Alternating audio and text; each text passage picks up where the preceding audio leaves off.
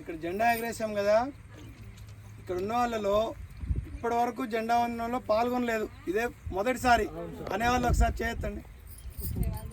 ఒకసారి ఇదంతా వీడియో తీ నరేష్. ఇప్పటి వరకు ఎప్పుడు మనం పాల్గొనలే. భారతీయ కిసాన్ సంఘ్ రైతుల కోసం పనిచేసేటటువంటి సంస్థ. రైతులందరూ కలిసి ఉండాలి. రైతులందరూ కలిసి, రైతులు, రైతు కూలీలు అందరూ ఎవరైతే వ్యవసాయంలో పనిచేస్తున్నారో మనందరం కలిస్తే మన సమస్యలన్నీ మనం పరిష్కరించుకోగలుగుతాం. దానికోసం భారతీయ కిసాన్ సంఘ్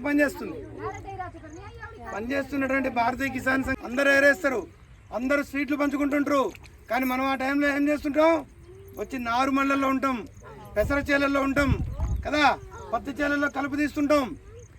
ఏ శ్రామిక వర్గం అయితే, ఏ వ్యవసాయదారుడైతే ఈ దేశానికి అన్నం పెడుతున్నాడో, ఈ తల్లి నాటేయకపోతే హైదరాబాద్లో కూర్చున్న వాడికి అన్నం రాదు. మనం నాటు పెడితే, మనం నీళ్లు కడితే, ఒడ్లు వస్తే కదా అన్నం వచ్చేది.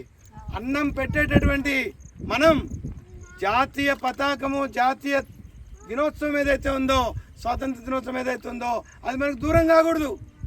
మరి మన స్వతంత్రం వచ్చి 80 ఏళ్ళు అవుతుంది. 80 ఏళ్ళు అయిన తర్వాత మనం ఏలో సగర్వంగా ఈ దేశం యొక్క సార్వభౌమాధికారికి ప్రతీకగా ఎగురుతున్నటువంటి జెండా ఏదైతే ఉందో ఇది చిట్ట చివరి రైతు కూలీకి కూడా చేరాలా. నారుమళ్ళల్లో, పెసర చేలల్లో కూడా జాతీయ పతాకం ఎగరాలా.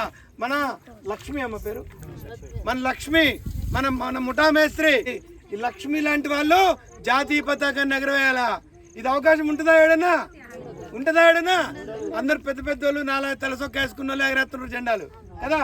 కానీ లక్ష్మి లాంటి వాళ్ళు ఈ దేశంలో, ఈ దేశానికి అన్నం పెడుతున్నటువంటి మనం ఈ జెండా ఎగరేయాలి.